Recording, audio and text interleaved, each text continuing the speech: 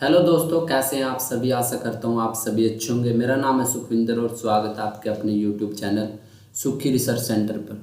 दोस्तों, आज के इस वीडियो में हम बात करेंगे दिल्ली पुलिस मैथ प्रिपरेशन के बारे में कि दिल्ली पुलिस के लिए मैथ की प्रिपरेशन कैसे करें। क्योंकि जब स्टूडेंट तैयारी करना स्टार्ट करता है तो उसके दिमाग में बहुत से क्वेश्चन होते हैं कि कहाँ से पढ़ना है, क्या पढ़ना है और कौन से टेस्ट दें। या फिर जो ओल्ड स्टूडेंट है उसके दिमाग में रहते हैं कि सर जो हमारा स्कोर है वो इम्प्रूवमेंट नहीं हो पा रहा, मार्क्स 2 से 3 के बीच में रहते हैं, वो कैसे बढ़ेंगे। या फिर हमें आता तो है मैथ लेकिन टाइम के अकॉर्डिंग नहीं कर पाते, हमारे पास टाइम कम बच जाता है। तो इन सभी बातों का सोल्यूशन आज हम इस वीडियो में करेंगे। बिल्कुल बेसिक टू एडवांस लेवल चीज़ें लेके चलेंगे। आप एक ओल्ड स्टूडेंट है या आप एक पुराने स्टूडेंट है, ये सभी के लिए हेल्पफुल होने वाली है। तो चलिए आज की वीडियो शुरू करते हैं। सबसे पहले आता है कि मैथ आता कितने नंबर का। तो दिल्ली पुलिस में टोटल 15 नंबर का मैथ आता है और 15 ही क्वेश्चन होते हैं। 1 मार्क का एक क्वेश्चन होता है और 1/4 की नेगेटिव मार्किंग के साथ 0.25 मार्क्स कट जाते हैं आपके। तो ये भी आपको पता होना चाहिए। ये मैं इसलिए बता रहा हूँ क्योंकि आपको एक्यूरेसी जो है वो सही रखनी है। अपनी एक्यूरेसी के साथ क्वेश्चनों का सोल्यूशन निकालना है, तभी आप जो है कंपटीशन में आगे निकल पाएंगे। क्लियर। फिर जो अर्थमेटिक है उसके 10 से 12 क्वेश्चन पूछे जाते हैं। मेनली जो दिल्ली पुलिस में अर्थमेटिक का रोल ज़्यादा रहता है, एडवांस का कम रहता है। एडवांस के कम क्वेश्चन आते हैं, 2 से 3 क्वेश्चन पूछे जाते हैं एडवांस मैथ के। और वो भी जो है मैं आपको बताऊंगा कि उनका सोल्यूशन कैसे किया जा सकता है कम समय के अंदर। और हम कम मैथ पढ़ के यानी कि कम एडवांस मैथ पढ़ के भी हमें कौन सा मैथ पढ़ना चाहिए ऐसा जिससे हमारा स्कोर भी इम्प्रूवमेंट हो जाए और हमारे मार्क्स भी ना कटे। तो ये भी मैं आपको बताऊंगा इस वीडियो में। तो चलिए, सबसे पहले आपको क्या करना है। सबसे पहले आपको अपना सिलेबस कवर अप करना है। आपके कॉन्सेप्ट जो है वो मजबूत होने चाहिए। जब कॉन्सेप्ट मजबूत होंगे तभी हम सॉल्यूशन निकाल पाएंगे इस चीज़ का। तो कॉन्सेप्ट से पहले हमें पता होना चाहिए कि सिलेबस क्या क्या है, इसके अंदर कौन कौन से चैप्टर आते हैं और कौन कौन से कितने चैप्टर हैं और किसका कितना वेटेज रहता है। तो उसके लिए क्या है, सबसे पहले मैं आपको बता दूं कि इसके अंदर ये मेनली 14 चैप्टर आते हैं और 15वां जो है वो मेंसुरेशन है। ये क्या है, ये एक एडवांस का टॉपिक है। ये बाकी अर्थमेटिक के हैं। ये क्वेश्चन आपको अच्छे लेवल के नहीं करने की, जैसे कुछ अभी मैंने देखा स्टूडेंट इस तरीके से पढ़ते हैं, वो किरण की बुक लगाते हैं मैथ की। उसका कोई भी बेनिफिट नहीं अगर आप दिल्ली पुलिस की तैयारी करें, क्योंकि 15 नंबर का जो है मैथ आना है और ये CGL लेवल की बुक है। तो इतने टफ लेवल के क्वेश्चन इसके अंदर नहीं आते हैं, इसके मीडियम लेवल के क्वेश्चन आते हैं दिल्ली पुलिस के। तो हमें उस हिसाब से चलना है जिस हिसाब से दिल्ली पुलिस क्वेश्चन पूछती है कांस्टेबल के एग्ज़ाम के अंदर। क्लियर। तो ये बात काफ़ी मोस्ट इम्पोर्टेंट आपको ध्यान रखनी है, ये बात कि हमें उस हिसाब से पढ़ना है जैसे एग्ज़ाम के अंदर पूछा जाएगा। तो आपको कॉन्सेप्ट क्लियर करने के लिए सबसे पहले एक टीचर की आवश्यकता होगी। तो टीचर आप अपने अकॉर्डिंग ढूंढ सकते हैं कि किसी को किसी टीचर का समझ आता है। अगर मैं बताऊं कि मुझे उस टीचर का पसंद आता, हो सकता है कि किसी अदर बच्चे को वो पसंद बिल्कुल भी ना आए। और हो सकता है कि कोई गांव के अंदर या फिर कोई शहर के अंदर जिसमें हम लोकल सेंटर के अंदर पढ़ रहे हैं, उस स्टूडेंट का काफ़ी अच्छा समझ में आता है उस टीचर का। तो आपको अपने हिसाब के अपने समझ के अनुसार जैसे आपको समझ आता है, जिस टीचर का समझ आता है, वहाँ से अपने कॉन्सेप्ट मजबूत कर लेना है। कॉन्सेप्ट मजबूत करने के बाद आपको करनी है प्रैक्टिस। तो प्रैक्टिस कैसे करनी है वो मैं अभी आपको बताता हूँ। प्रैक्टिस करने के लिए सबसे पहले आपको, जैसे आपने रेशो चैप्टर ख़त्म किया, तो रेशो चैप्टर ख़त्म करने के बाद उसके चैप्टर के टेस्ट लगाइए। जब ऐसे ही आप 60 से 70% सिलेबस आपका कवर हो जाए, फिर आप मिक्स सेट लगाइए। मिक्स सेट का मतलब क्या होता है कि आपको इस तरीके सेट लगाना जिसके अंदर मिक्स क्वेश्चन हो, जैसे परसेंटेज के, प्रॉफिट लॉस के, रेशो के, प्रपोर्शन के, एज के, टाइम वर्क के, या फिर ट्रेन के, किसी के भी, वो सभी मिक्स होने चाहिए। वो मिक्स सेट लगाइए। 10-12 ये लगाइए। एक चैप्टर के 2 से 3 टेस्ट लगाइए, सफिशियंट है। क्लियर। उसके बाद आपको क्या करना है, उसके बाद लगाने हैं आपको फुल सेट जिसके अंदर रीजनिंग भी हो, मैथ भी हो, GS भी हो और उसके अंदर कंप्यूटर भी हो। फिर वहाँ से देखिए आप कहाँ पे स्टैंड करते हैं।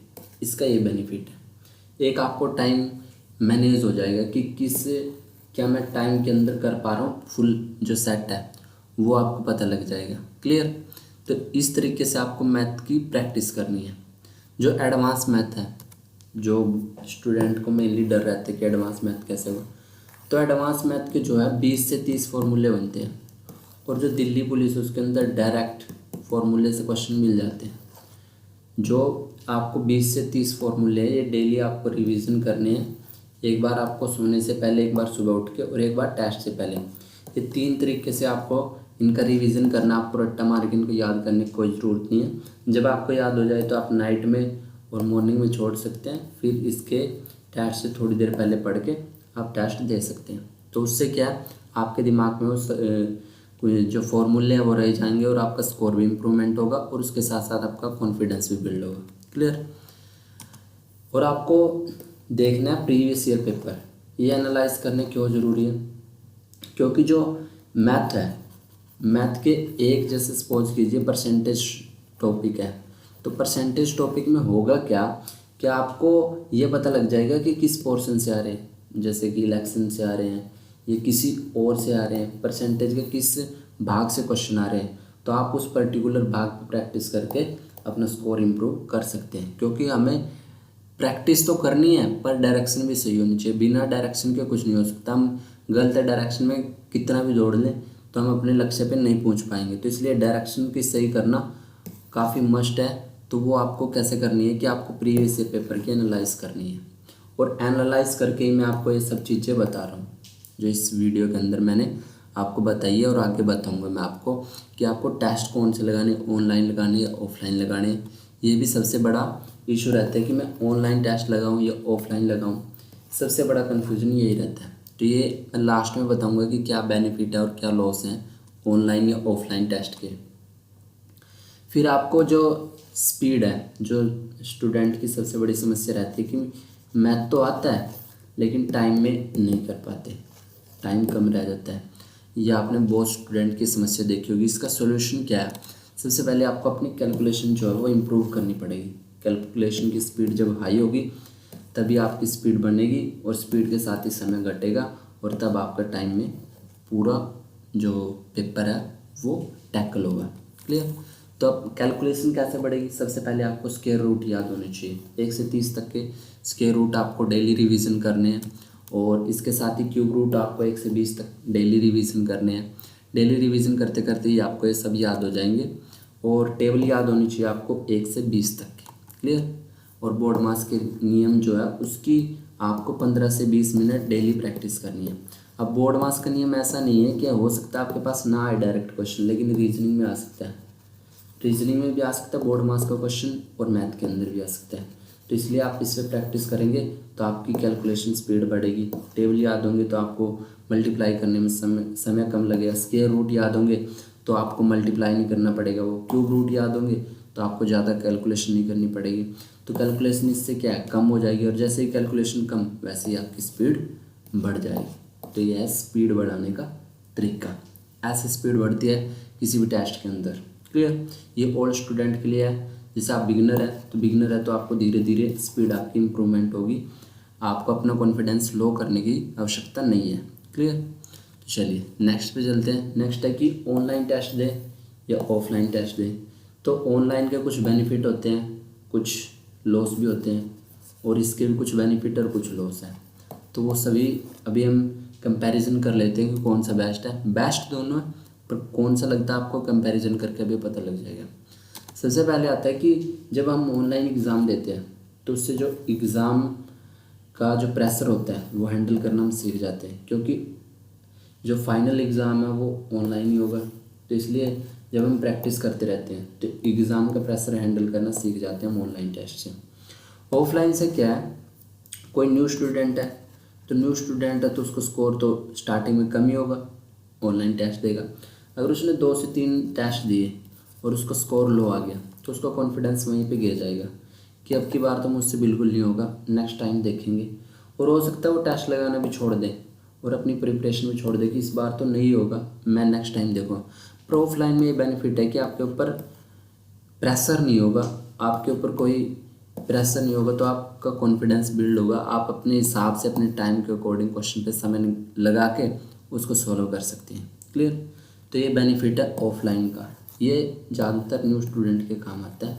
स्टार्टिंग में जो है इससे एक फ़ायदा और होता है कि हम फ़ोन के अंदर जो टेस्ट देते हैं उससे ज़्यादा बेनिफिशियल होता है ऑफलाइन, क्योंकि हम फिर फालतू की चीज़ों के अंदर नहीं घुसते। फ़ोन जब हम हाथ में लेते हैं तो बहुत सी चीज़ें उसके साथ साथ ही चेक करते हैं जब हम ऑनलाइन टेस्ट देने जाते हैं। क्लियर। नेक्स्ट है स्पीड। अगर हम ऑनलाइन टेस्ट देंगे तो हमारी स्पीड जो है वो बढ़ जाएगी, कि हमें पता लग जाएगा कि हमारे पास इतना टाइम है और उस टाइम बाउंडेशन के अंदर हमें इतने क्वेश्चन सॉल्व करने। ये मैंने आपको बता ही दिया कि कोई प्रेशर नहीं रहता। अब ये बता देते हो कि स्पीड जो है वो स्पीड जो है काफ़ी इम्पोर्टेंट है, क्योंकि अगर आपकी स्पीड नहीं होगी तो आप पूरा पेपर सॉल्व नहीं कर पाएंगे। तो इसलिए स्पीड बढ़ती है ऑनलाइन टेस्ट देने से। एक ये बेनिफिट है। नेक्स्ट बेनिफिट क्या है? एक्यूरेसी। एक्यूरेसी आपको पता लग जाता है कि आप किस एक्यूरेसी के 60% एक्यूरेसी आपकी 80% है, 90% एक्यूरेसी के साथ आप क्वेश्चन टैकल करें। एक्यूरेसी से फ़ायदा ये होता है कि जैसे नेगेटिव मार्किंग 1/4 की, अगर आपकी एक्यूरेसी अच्छी होगी तो आपके जो स्कोर है या मार्क्स जो है वो कटेंगे नहीं, क्योंकि नेगेटिव मार्किंग में अगर एक्यूरेसी अच्छी नहीं है, आपने कोई क्वेश्चन टैकल किया और वो गलत हो गया आप, तो फिर उसके नेगेटिव मार्क्स भी कटेंगे। 1 नंबर इसका और 0.25 किसी और क्वेश्चन का मार्क्स भी काट लेगा वो क्वेश्चन। क्लियर। तो एक्यूरेसी बढ़ती है। इससे एडिक्शन नहीं होता। एडिक्शन का मतलब ये है कि जब हम फ़ोन देते हैं, हम देखते हैं कि टेस्ट ही नहीं देते हैं, हम कुछ और चीज़ें भी चेक करने लग जाते हैं। इंस्टाग्राम देख लेते हैं, 2 पोस्ट देख लेते हैं, फेसबुक देख लेते हैं, और भी सोशल मीडिया के दुनिया भर के प्लेटफॉर्म आए हुए हैं। तो वहाँ पे क्या, हम एडिक्शन में फंस जाते हैं। 5 मिनट के चक्कर में हमें पता ही नहीं लगता कि 50 मिनट कब गायब होगी हमारी। तो वहाँ पे जो है ये काफ़ी टाइम खा जाता है फ़ोन हमारा, या फिर हम लैपटॉप में जो देते हैं।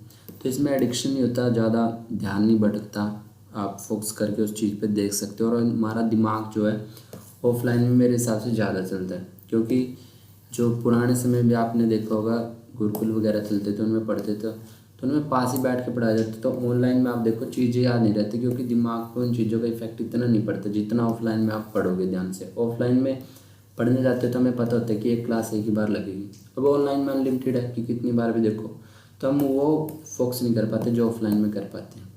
तो ये एक बेनिफिट है ऑफलाइन का। क्लियर। नेक्स्ट क्या है? नेक्स्ट है एनालिसिस।